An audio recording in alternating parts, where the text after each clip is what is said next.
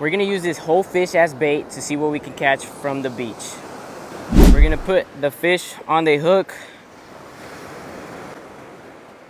Look at that. Ooh, perfect. That is gonna catch us a big fish. Bruh. Big baits equals big fish.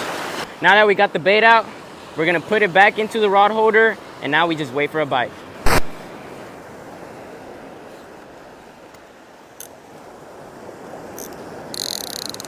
I was kayaking a bait out and the cast out got hit. Let's see what I have. Hold on, I got circle hooks. You know what that means.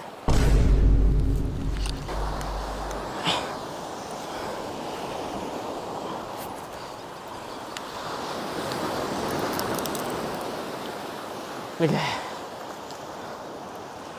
There you have it. We caught this nice little small shark. We're gonna take the hook out and release him. There he goes. For more content like this, leave a like, comment, and follow.